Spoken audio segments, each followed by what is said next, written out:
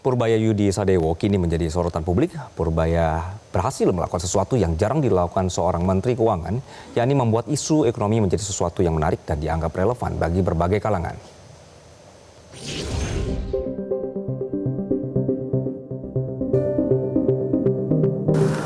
Saya nggak tahu, yang saya tahu beginilah cara menjalankan fiskal policy yang baik.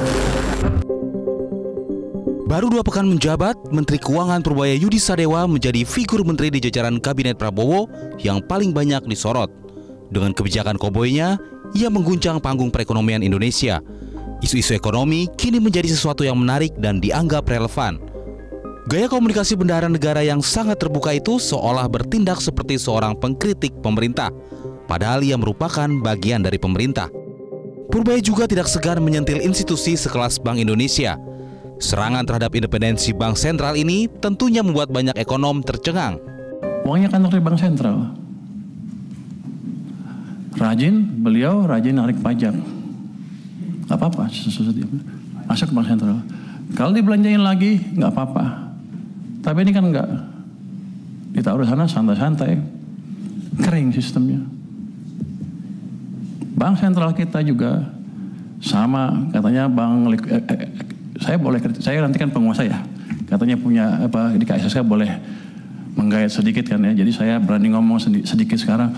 Gubernur Bank Indonesia Peri Warjio menyebut Bank Indonesia telah all out dari sisi kebijakan moneter untuk mendukung program pemerintah dengan tetap menjaga stabilitas. Kebijakan itu diantaranya memangkas BI rate sebanyak 6 kali sejak September 2024 menjadi 4,75% pada September 2025. Apa yang kami lakukan? Suku bunga sudah turun 6 kali sejak September. Dan hari ini kita putuskan ke-6 yaitu menjadi 4,75%. Dan karenanya yang kedua juga kami ekspansi likuiditas. Bentuknya ekspansi likuiditas apa? SRBI turun 200 triliun. Setelah membongkar masalah, Purbaya langsung menawarkan solusi super cepat. Ia menyuntikkan dana tunai pemerintah sebesar 200 triliun rupiah yang terparkir di Bank Indonesia. Meski demikian, Purbaya mewanti-wanti himpunan bank negara untuk tidak menyalahgunakan suntikan dana dari pemerintah dengan menyalurkan kredit fiktif. Demi mengoptimalkan kinerja anggaran pemerintah, Purbaya akan berpatroli ke kementerian atau lembaga yang penyerapan anggarannya belum optimal. Purbaya mengancam akan menarik anggaran kementerian atau lembaga yang tidak mampu mengelola anggaran dari pemerintah sepanjang tahun 2025. Yang ada baru lagi sedikit. Tadi saya izin ke Pak Presiden bulan depan saya akan mulai beredar di kementerian-kementerian yang besar yang penyerapan anggarannya belum optimal. Kita akan coba lihat, kita akan bantu. Saya akan kasih waktu sampai akhir bulan Oktober. Kalau mereka kita pakai nggak bisa belanja sampai akhir tahun, kita ambil uang. Langkah Purbaya yang akan menarik anggaran kementerian atau lembaga yang tidak mampu mengelola anggaran mendapat dukungan dari Presiden Prabowo Subianto. Kalau menurut kami itu sesuatu yang memang harus dilakukan karena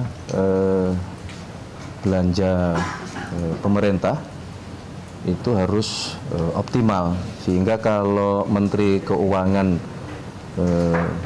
mengevaluasi tentu berdasarkan data.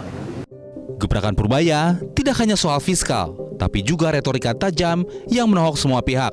Purbaya mengaku kerap menerima laporan dari jajaran yang terkesan dibuat indah, namun berbeda dengan kenyataan di lapangan.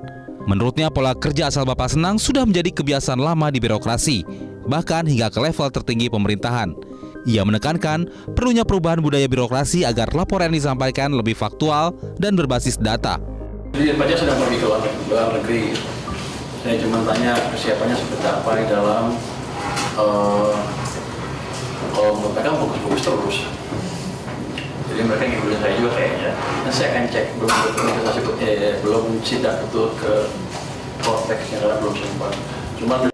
Bagi Purbaya, masalah di industri keuangan bukanlah sesuatu yang perlu didiamkan, melainkan harus dikonfrontasi secara langsung. Gayanya yang belak-belakan menjadi ciri khasnya, terutama saat berhadapan dengan isu-isu yang merugikan masyarakat, khususnya anak muda. Menyadari Gen Z adalah target empuk penipuan investasi, Purbaya secara terbuka menyatakan perang. Ia berjanji akan menutup semua ruang gerak para penipu dan memastikan platform investasi yang legal benar-benar aman untuk digunakan. berinvestasi ya, di instrumen apapun, pelajari instrumen itu apa. Jangan ikut-ikutan orang, jangan FOMO fear of missing out. Pelajari instrumennya apa, mereka pasti berhasil. Untuk cewek-cewek yang suka belanja, Pak? Hah? Untuk cewek-cewek yang suka belanja? Belanja, nggak apa-apa, belanja mau yang mahal, mau yang murah, tapi sesuaikan dengan kantong Anda sendiri. Jangan ngutang. Kini setelah melihat rentetan gebrakan Menteri Keuangan Purbaya, publik khususnya ekonom menunggu untuk pembuktian ucapan Purbaya.